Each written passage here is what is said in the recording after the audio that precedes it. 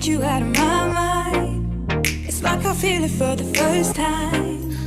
Been thinking about you all night. Assalamualaikum warahmatullahi wabarakatuh. Waalaikumsalam warahmatullahi wabarakatuh. Waalaikumsalam warahmatullahi wabarakatuh.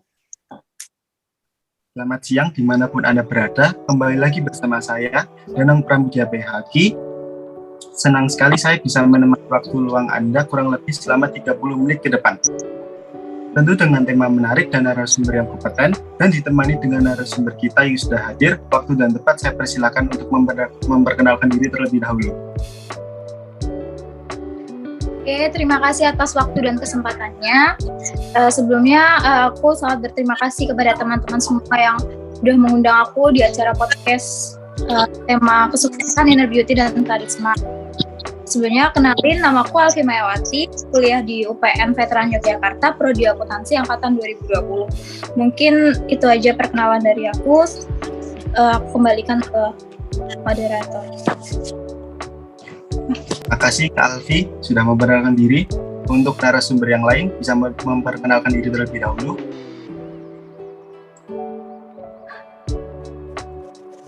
Nama saya Diva Ardana Satriadi, NIM 21962650. Sudah sekian. Perkenalkan, nama saya Gwina Sepia Pramestika, NIM 21962647.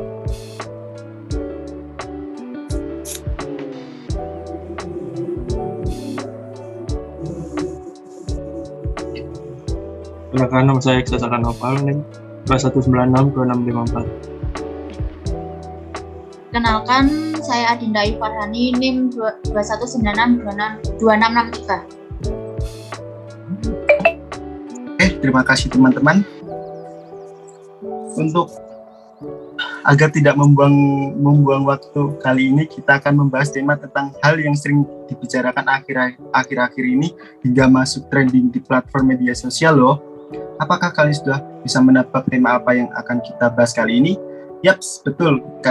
Kali ini saya sebagai pembawa acara akan membahas tentang membangun jiwa positif yang dimiliki setiap pribadi manusia. Saya ingin bertanya dengan Kak Gwina. Menurut Kak Gwina, definisi sukses itu apa sih? Baik, terima kasih atas pertanyaan yang diberikan kepada saya. Izinkan saya untuk menjawab pertanyaan tersebut. Arti sukses menurut saya adalah sebuah pencapaian yang dapat saya capai dengan usaha dan kerja keras yang telah saya lakukan. Sukses juga tidak harus selalu berhubungan dengan kekayaan ataupun jabatan.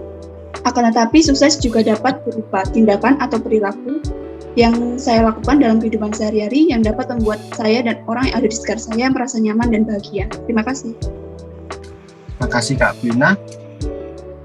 Kalau menurut Mas Deva gimana ya definisi sukses menurut Anda itu?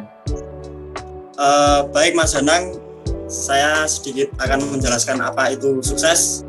Menurut saya, kesuksesan adalah sebuah tujuan dan perjalanan. Ketika kita sampai ke titik tertentu di dalam perjalanan tersebut, hal itu sudah termasuk kesuksesan menurut saya. Kurang lebihnya seperti itu. Oke, terima kasih Kak Deva. Apa yang Kak Gwina tahu tentang inner beauty dan karisma? Menurut pendapat dari Kak Gwina? Menurut saya, inner beauty adalah kecantikan yang berada dalam diri setiap pribadi manusia. Inner beauty juga bukan merupakan suatu hal yang berbentuk fisik atau nyata, yang dapat dilihat dari pribadi manusia. Akan tetapi, inner beauty terbentuk dari dalam diri setiap pribadi manusia, di mana sebuah inner beauty dapat membentuk atau menghasilkan seorang pribadi yang dapat memancarkan hal-hal yang positif, dan membuat pribadi yang tersebut memiliki aura yang berbeda dengan pribadi manusia lainnya. Kecantikan yang berasal dari dalam setiap pribadi manusia ini dapat terpancar karena kepribadian dan sifat yang dimiliki oleh pribadi tersebut. Sedangkan karisma merupakan anugerah yang diberikan Tuhan kepada seseorang sehingga orang tersebut memiliki kelebihan dibandingkan dengan orang lain, seperti kecantikan, bakat, ketampanan, kepintaran, kesuksesan, dan prestasi yang membuat seseorang tersebut dipuji dan dibanggakan oleh orang lain. Terima kasih. Oke, terima kasih Kak Gwina atas jawabannya. Untuk Mas Deva nih, menurut Mas Deva, apakah inner beauty itu sudah tertanam sejak kita lahir gitu? Apa gimana?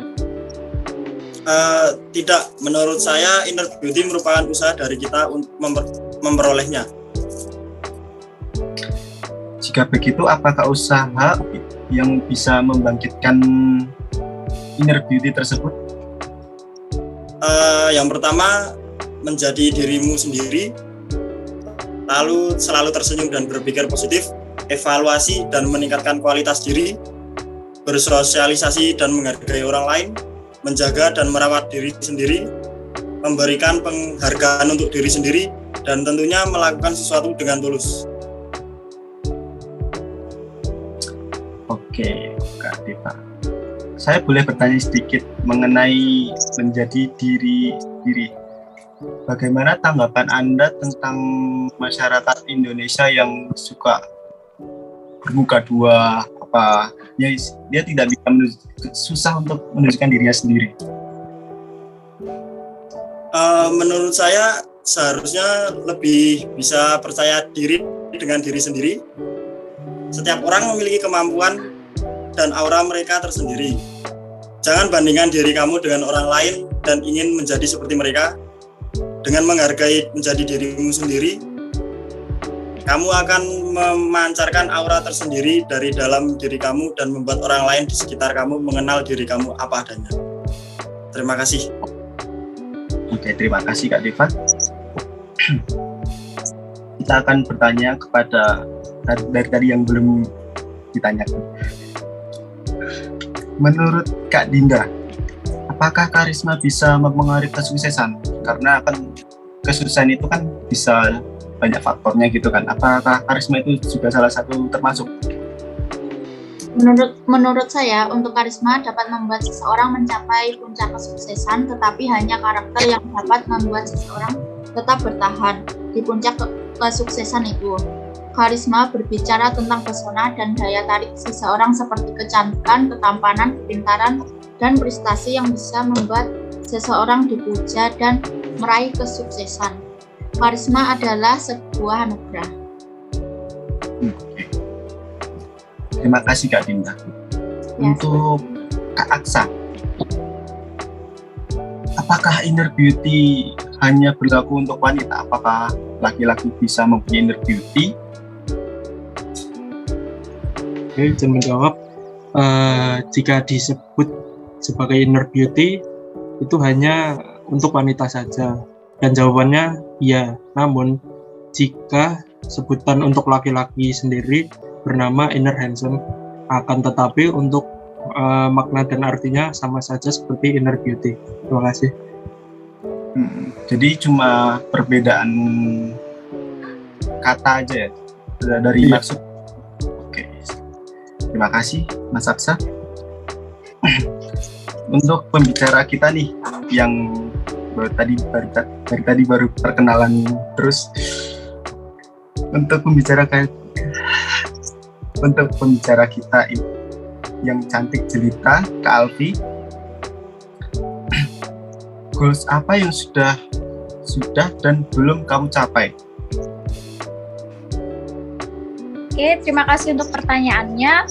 Sebelumnya saya mau izin menjawab dulu ya. Untuk goals yang sudah dan belum saya capai itu, kalau yang sudah, tentunya untuk tujuan ini kan nggak melulu tentang materi, tentang harta dan lain-lain. Tapi tujuan saya yang udah saya capai ini ada seperti saya mencintai diri saya sendiri adalah tujuan besar dalam hidup saya. Kemudian dalam goals yang berikutnya itu adalah ketika saya merasa bahagia, maka itu adalah goal yang sudah saya capai. Jadi hal terpenting dalam hidup saya itu adalah ketika saya merasa bahagia itu, maka semua akan baik-baik saja. Everything's gonna be okay. Terus juga untuk mungkin goals lainnya seperti pencapaian lainnya, mungkin banyak pencapaian lain yang sudah saya capai, seperti kayak mungkin mendapatkan, kalau secara nilai mendapatkan nilai yang tinggi, mendapatkan impian yang sudah saya capai. Kalau goals yang belum saya capai saat ini mungkin masih banyak, dan salah satunya adalah ketika saya mempunyai goals ingin membahagiakan kedua orang tua saya sesuai apa yang mereka inginkan. Nah, Tetapi pada saat ini saya sedang memperjuangkan itu semua. Jadi semua masih dalam proses seperti itu. Itu untuk jawaban dari saya. Ya. Terima kasih. Menurut Kak Alfi, seorang entrepreneur itu seharusnya memiliki model personality plus yang seperti apa? Kan terdapat ada 4 model personality plus, diantaranya sanguine popular, choleric powerful, melancholic perfect, phlegmatic peaceful.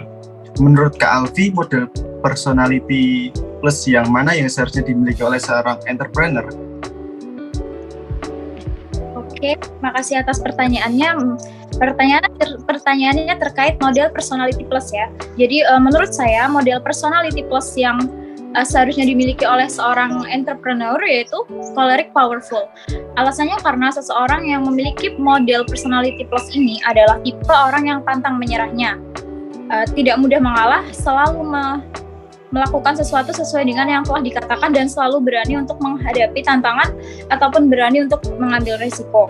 Dan menjadi seorang entrepreneur wajib memiliki sifat kepribadian yang seperti itu agar dapat menjadi seseorang entrepreneur yang baik. Begitu. Di sisi lain, sikap yang tidak boleh menyerah itu ada lagi nggak, Kak? Yang harus dimiliki oleh entrepreneur?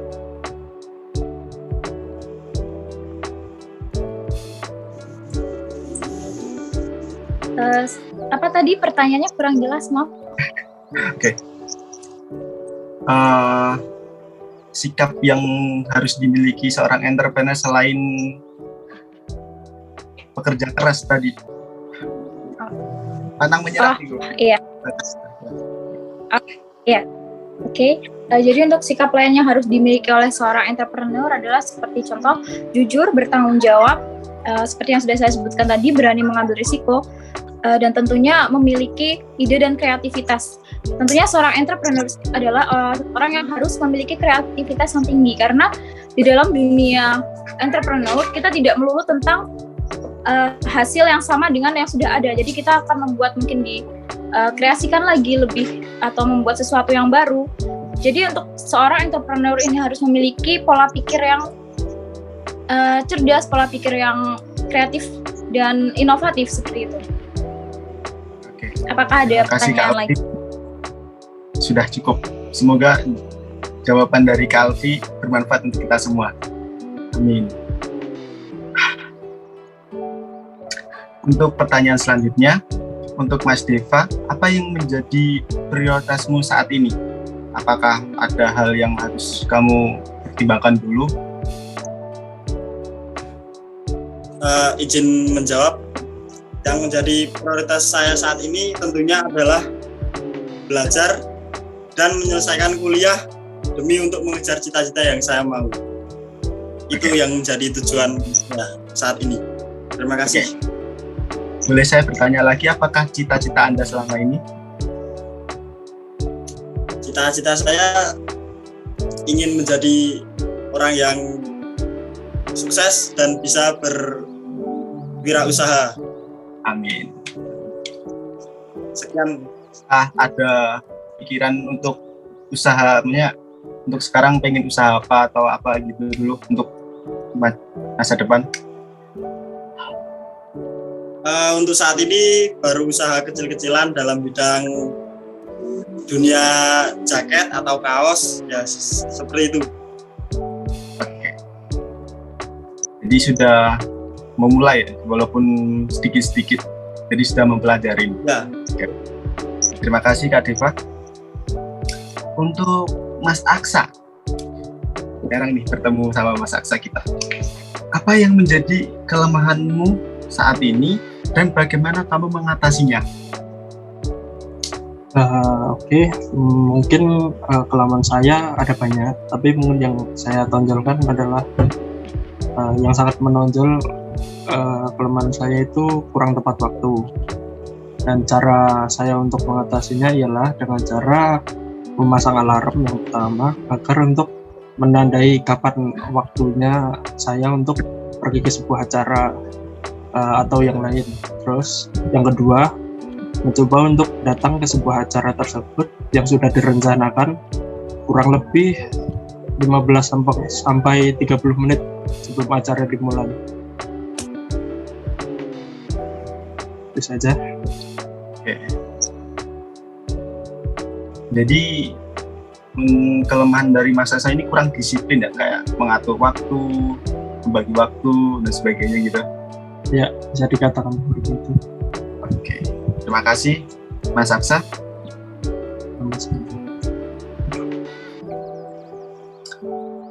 Ada yang ingin menjawab? Siapa tokoh yang menjadi inspirasimu selama ini dan alasannya apa? Siapa yang mau menjawab?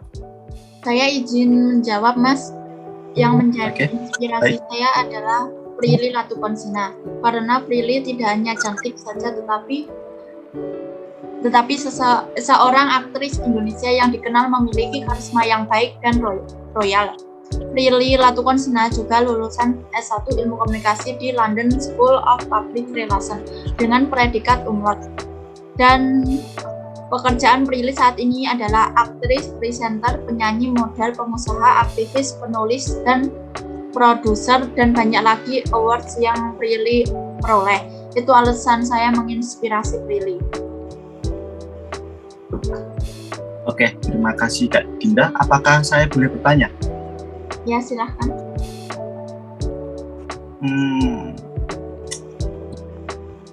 Yang membuat Kak Dinda itu termotivasi dengan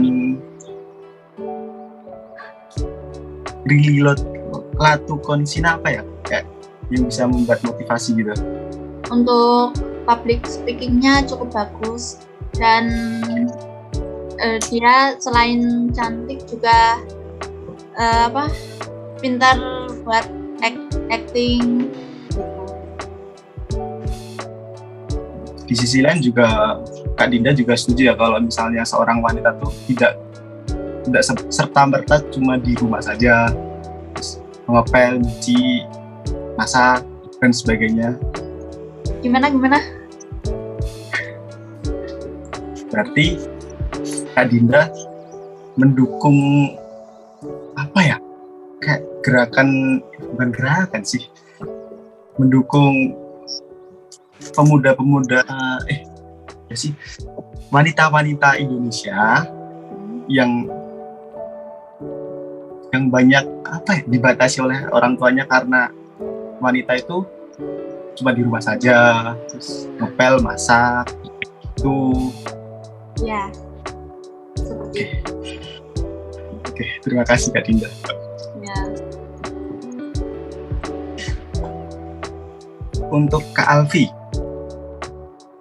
apakah yang Anda lakukan untuk mendukung tercapainya tujuan Anda? Oke. Apa yang saya lakukan untuk mendukung tercapainya tujuan saya? Ada. Kita yang pertama itu adalah niat. Tanpa niat, ya sesuatu tidak akan berjalan lancar, dan setelah kita niat, kita akan melakukan sebuah usaha, karena usaha tanpa niat juga akan tidak ada gunanya, kan hanya niat saja. Terus berikutnya adalah yang saya lakukan ketika saya sudah melakukan usaha semaksimal mungkin, maka yang kita lakukan adalah berikhtiar, karena usaha dan niat tanpa ikhtiar adalah sia-sia. Jadi sebisa mungkin ketika kita sudah mempunyai niatan untuk tujuan tertentu dan kita sudah melakukan usaha tersebut, maka usaha yang terakhir kita adalah berikhtiar. Insya Allah nanti akan tercapai, walaupun ketika kita sudah niat, usaha, dan ikhtiar, kita akan mempunyai dua opsi, yaitu yang pertama, mungkin kita akan mengalami keberhasilan dalam mencapai tujuan tertentu, atau yang kedua adalah opsi ketika kita akan mengalami kegagalan. Tetapi sebenarnya dua cabang tersebut pada akhirnya nanti akan menjadi satu. Kita hanya saja mencapai tujuan dengan cara yang berbeda. Ketika kita mencapai tujuan dengan cara yang berhasil, langsung kita berhasil, maka kita akan mendapatkan ibaratnya jalan yang lurus. Tapi ketika kita mengalami kegagalan terlebih dahulu, sebenarnya kita akan mencapai tujuan, tapi hanya orang-orang yang bisa bangkit kembali dalam memahami kegagalan tersebut. Percuma saja ketika kita gagal, kita hanya menunggu tujuan kita, tetapi kita tidak berusaha kembali untuk memahami kegagalan tersebut. Jadi sebenarnya semuanya akan menjadi satu dalam tujuan, hanya jalannya saja yang berbeda. Seperti itu.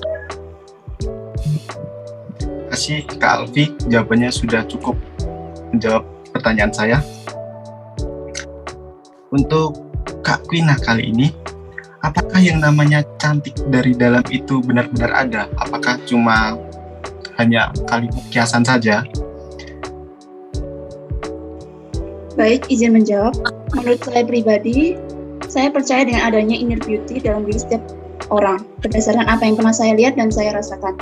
Inner beauty memang merupakan kecantikan yang berasal dari dalam diri setiap orang, dan seseorang mampu menunjukkan melalui sikap dan perilaku dalam kehidupan sehari-hari, seperti membantu orang lain, bersikap baik kepada orang lain, dan masih banyak lagi. Oke, terima kasih Kak Quina.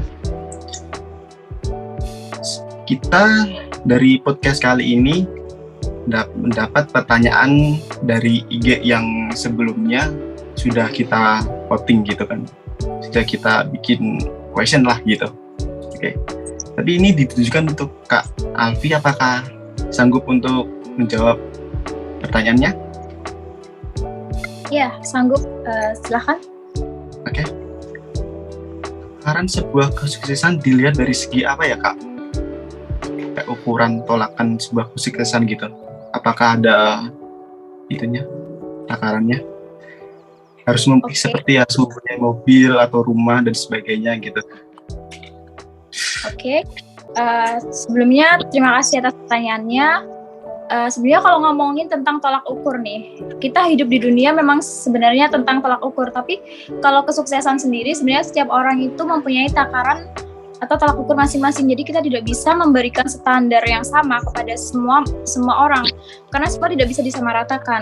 Tolak ukur kesuksesan itu kayak materi, popularitas, keunggulan adalah suatu hal yang diciptakan oleh manusia. Nah, manusia ini dianggap lebih penting derajatnya ketika ia memiliki posisi yang lebih tinggi dan materi yang lebih banyak. Nah, menurutku ketika kita terus mendengarkan standar dari manusia tersebut, maka kita tidak akan pernah berhasil dalam memaknai kesuksesan menurut diri kita sendiri. Hal itu akan membuat kita semakin tertekan dan justru kita akan mendapatkan kegagalan, bukan kesuksesan yang kita dapatkan. Seperti itu. Jadi kalau misal kita ngomongin tolak ukur, kita tidak bisa menyamaratakan tolak ukur tersebut. Tetapi setiap manusia itu memiliki tolak ukurnya tersendiri.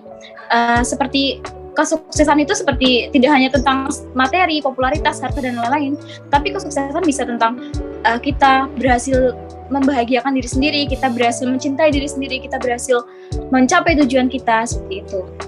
Apakah sudah cukup menjawab? Sudah Kak, sudah. Kita lanjut ke pertanyaan selanjutnya ya Kak. Kenapa seseorang membutuhkan karisma? Kan karisma tuh sudah dibawa dari lahir kan. Kenapa seseorang menginginkan membutuhkan karisma? Menurut Kak Alfi. Oke. Ngomongin karisma nih. Karisma memang berperan penting dalam kehidupan. Even itu adalah ciptaan ya, kita anugerah dari Tuhan ya. Even karisma dan karakter itu harus seimbang dan tidak bisa untuk berjalan sendiri-sendiri. Pasti kalian juga sering kan bertanya-tanya kenapa orang-orang memiliki karismatik lebih mudah, yang memiliki karismatik itu lebih mudah memberikan pengaruh yang baik, pengaruh yang signifikan bagi orang sekitarnya. Itulah kenapa kita sebagai seorang manusia membutuhkan karismatik, karena ketika kita mempunyai karakter yang baik, kita juga harus didukung oleh karisma juga. Misal kita ada dua contoh nih, si A dan si B. Si A ini memiliki wawasan yang luas dan si B wawasannya kurang dari si A, tapi si B ini memiliki karismatik. Dia mampu untuk berbicara kepada orang banyak dan mampu meyakinkan orang banyak sehingga orang-orang percaya kepada si B. Lalu untuk hal seperti ini maka akan lebih untuk memberikan peluang kepada orang yang berkarismatik tersebut untuk menjadi seorang pemimpin.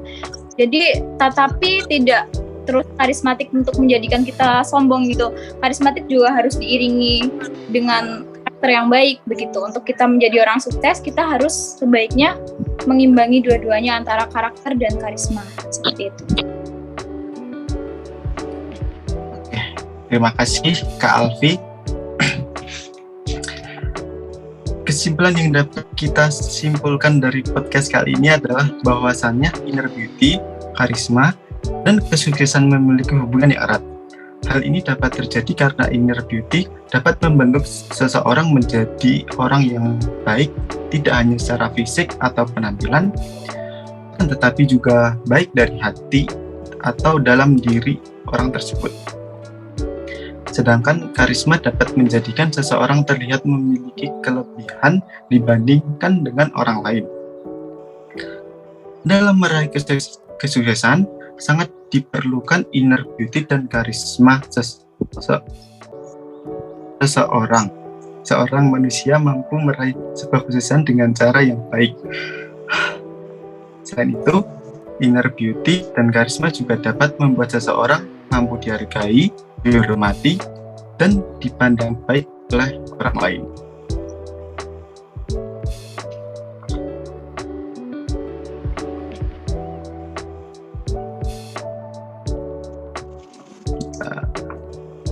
Oke, cukup sekian podcast kali ini. Akan saya akhiri. Cukup sekian. Assalamualaikum warahmatullahi wabarakatuh. Waalaikumsalam. Assalamualaikum warahmatullahi wabarakatuh.